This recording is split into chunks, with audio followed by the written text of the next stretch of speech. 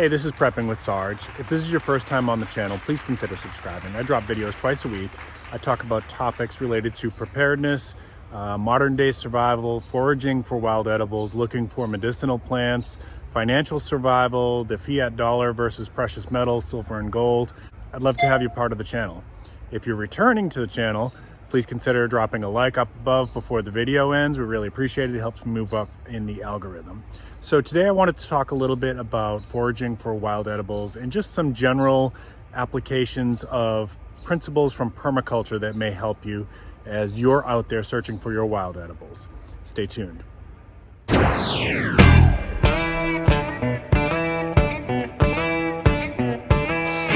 All right, thank you for staying with me. So if you're not familiar with permaculture is a method of agriculture that is actually superior to organic. Yeah, I know that sounds really snobbish, but we'll probably talk about that a little bit more in some future videos. But for now, it's the best way to explain it is it takes all of the principles of organic agriculture and adds in the ethics of sustainability. Now, there's some certain laws and principles of permaculture that we can take into effect and apply when we're looking at wild foraging. We're going to talk about one of those today, and that is the concept of abundance exists at the edges. Okay, biodiversity exists for the most part at the edges of two systems, between two different ecosystems. I'm going to show you some examples of that. So a couple other things to keep in mind here. Up until this point, most of my wild foraging videos have been shorts, so I haven't had the opportunity to explain a few things to you. There's a few things that you really should keep in mind when you're foraging for wild edibles. Number one, I won't talk about mushrooms too much here because I am not an expert on mushrooms, okay? I'm learning, and if there's something that I find interesting, I will probably show that to you, but also with some disclaimers that, maybe I'm 90% sure on this one. And the reason that mushrooms are a little bit more tricky than a lot of other vegetation is that mushrooms a lot of times have lookalikes. So one is maybe choice and one is deadly, right? So you have to be very, very careful when you're selecting mushrooms as part of your foraging, okay? I will do what I can to get better at that. So I hope to incorporate more of that in my channel, but that's why you're not gonna see a whole lot of that, at least for now, until I can build up some more expertise. Next thing is the levels of edibility, right? So why have you not seen a lot of these things before? So I could show you a strawberry, right? And you'd instantly be able to say, well, that's a strawberry. If I showed you a partridge berry, most people would say, well, I don't know. I think I've seen that when I was walking in the woods, but I wasn't really sure what it was. It's because they don't sell it in the grocery store. You didn't grow up learning what a partridge berry was. But that being said, it's not as tricky. Learning how to identify some of those plants is not as tricky as people think. It's just a matter of training your brain to recognize it. And once you start recognizing a few of these things, and looking for them, you start to see them everywhere. So it's a really, really fun hobby. You may never need this, right? Especially if you're not an outdoorsy person, if you're not like an ultralight camper, an ultralight hiker, or you just don't go out in the woods that much. You might never need this, but it's a fun skill. And it makes my hikes a lot more interesting when I am out in the woods. So what are some of the concepts in terms of edible? So when I say edible, generally what I mean is that yes, you can eat it. It probably has some nutritional value and it's not going to make you terribly sick. When I say tolerated, it means that you probably can eat it in small quantities and it's not going to really, hurt you. If you eat it in large quantities, you might start to get an upset stomach, problems like that. And then I would say there's toxic, which means that it's probably not recommended, but small quantities might not do too much damage to you. So you probably wouldn't chance it unless you could find no other food and you were really, really desperate. And then there's outright poisonous and deadly, which just don't touch it, don't mess with it, don't even think about it, don't even think about thinking about it. And then, of course, the last one is choice, right? So if choice is like something that tastes really, really good, like a morel mushroom, right? So those taste really, really good. And people actually go out looking for those when it's that time of year.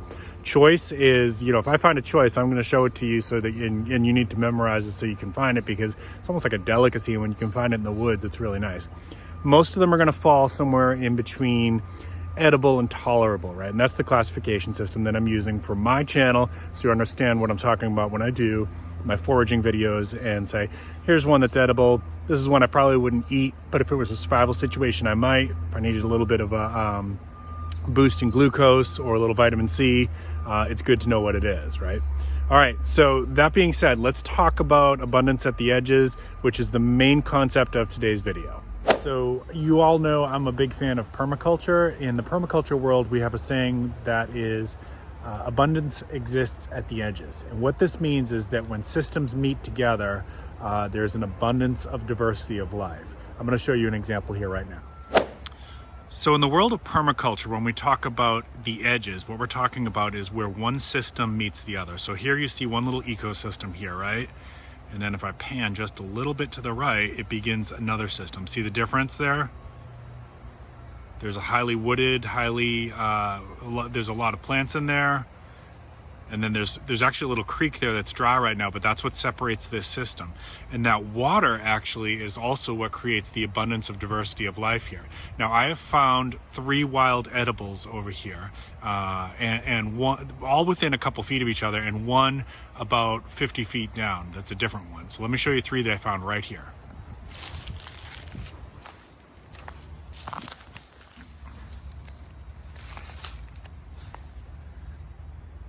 Okay, this first one here is called dewberry, okay? And dewberry is a close cousin to the blackberry. Actually, blackberry has been cultivated and domesticated from the dewberry. So these tend to be smaller berries. You'll see the berries in May, and the leaves all year long.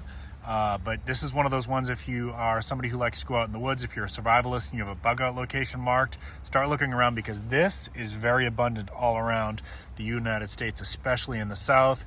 Very, very similar to blackberry. It's more thorny. It's more thorny than blackberry. And the berries tend to be smaller, but it's basically a close cousin. And just going a few feet over here, we have our good friend, the dandelion. Now, all parts of the dandelion are edible. The roots, which can be actually dried and ground down to make a coffee-like drink. The leaves, which can be used in salads. The stem, the seeds, and the flower. And the flower can actually be used to make dandelion wine. And just a few more feet over,